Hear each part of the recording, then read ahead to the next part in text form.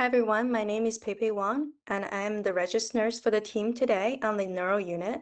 I'm responsible for prioritizing patient care, performing assessment, making clinical decisions, and delegating appropriate tasks to the LPN Cole and UAP Antonia while maintaining accountability for patient outcome. All right, hello everyone. My name is Cole. I'll be the LPN on tonight's shift. My roles and constraints are Pepe has to do the first assessment, so when she's done, I'll have my own priority list, and we're going to listen to what she has to delegate, and I can do routine medication. Good evening, everyone. My name is Antonia. I am the unlicensed assistive personnel, also known as the UAP, working on the neuro unit with RN Pepe and LPN Cole today. As the UAP, I'm going to follow the Pepe's plan of care of prioritization. And I'm focused basically on basic care needs, safety, and monitoring. Since I am a UAP, it's not within my scope of practice to make any assessments tonight on the patients. I also can't make any care plans or medical decisions, but I will be under the supervision of Pepe. All right, so today we were assigned 3 patients. I'll prioritize them in the following order. The first priority is patient number 1, who is a 23-year-old new admission with new onset of seizures. Last seizure was 1 hour ago. The second priority is patient number 3, who is a 48-year-old with a left side weakness returning from a 2D echocardiogram. The last priority is patient number 2, who is a 56-year-old post-stroke onset 1 day ago due for amlodipine. I am going to see patient 1 first because new onset of seizure represent an immediate threat to neurological stability and airway safety. The recent seizure activity places this patient at high risk for reoccurrence of another seizure. Patient 3 is my second priority because the patient is returning from a diagnostic procedure and has existing neurological deficits, which increases the risk for injury or complications. Patient 2 is my last priority because the patient is currently stable.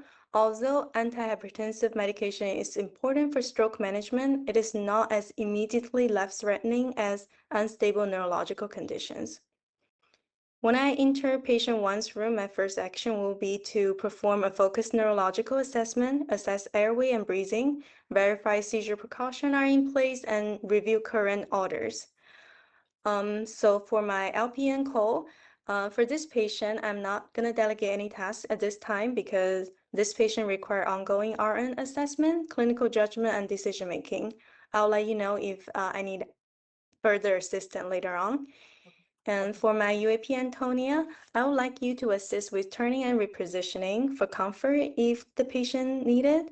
Call for patient 2, I would like you to administer the scheduled amlodipine and monitor blood pressure according to the protocol. Antonia, for patient 2, I would like you to assist with hygiene and comfort measure. Call for for patient 3, I would like you to monitor and document vital sign Q4 and help reinforce some safety measures. And administer routine medication as ordered. Please notify me if you notice any of the vital sign out of parameter. I'll have to reassess the patient and hold on the medication. Antonia, for patient 3, I would like you to assist with repositioning for comfort once the patient returns to the unit and help the patient ambulate from the stretcher to the bed if needed. And if there's anything you want to add, please chime in. Yeah, so for patient 1, I'll definitely do that for you, Pepe. And actually, I was reading some literature. It's by Lineberry, Noland, and Wilson. It was posted in 2021, and it actually talks about delegation and delegating tasks to UAPs and how delegation still falls under the responsibility of the registered nurse. So whenever we take delegation, we want to take it very seriously because it can still fall back on Pepe if they have a negative patient outcome. So because patient 1 does have new onset of seizures, they would need ongoing neurological assessments, which I'm not trained to do as the UAP. So because of that, I won't be doing much of their care just because a lot of it requires constant assessment, but I will still be around. I'm going to do the basic safety measures. I assume they're going to be under seizure precaution, so I'll make sure that the sign is posted on their door, as well as it's identified on them, and make sure that their side rails are padded at all times and that their bed is at the lowest position and their call light is within the reach. Do you think that we could also see about getting the room placed closer to the nursing station so that we can all keep an eye on them?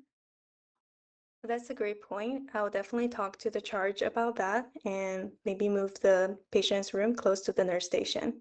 Okay, thank you. And Cole, do you have a priority for your patient today? Yeah, I'm definitely going to prioritize patient two. While you're doing the assessment on patient one, patient two has already been assessed stable, so within my scope of practice, I can do a reassessment. Also, he's on amlodipine and it's scheduled. He's had it before. It's a predictable medication that's also within my scope. Um, I actually read some literature from Madhu and Ajabaid from 2025. It emphasized that um, for somebody who had an acute CVA like he did, maintaining blood pressure control is vital to his recovery and preventing another ischemic attack. So I'm definitely going to prioritize getting that amlodipine in him.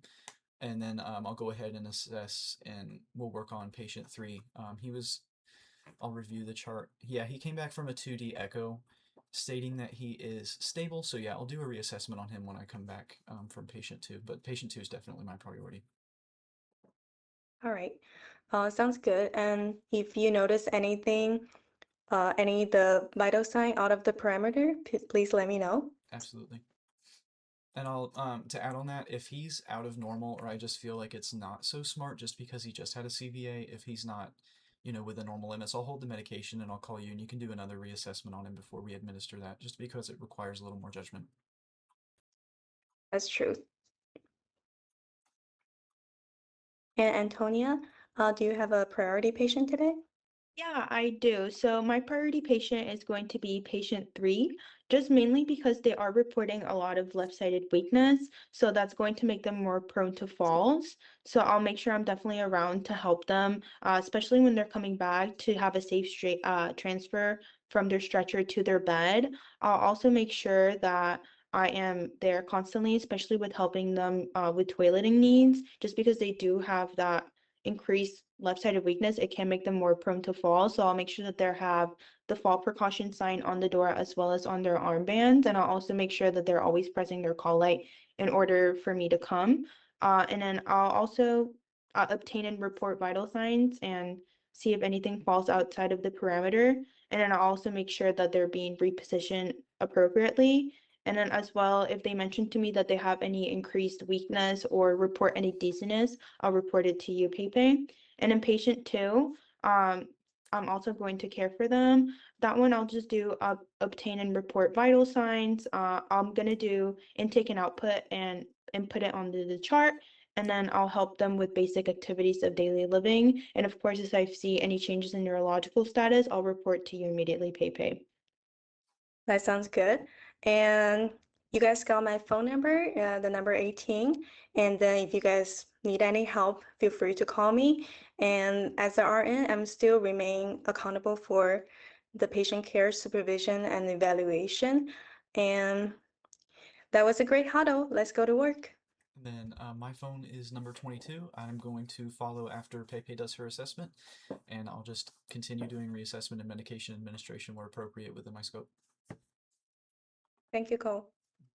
And then I have phone number 13, and my main goal for today is to provide safe and supportive care with the activities of daily living and provide comfort measures to make the patients feel comfortable today. All right, Okay. have a good Good shift, job. everyone. Have a good shift. Thank you. Bye.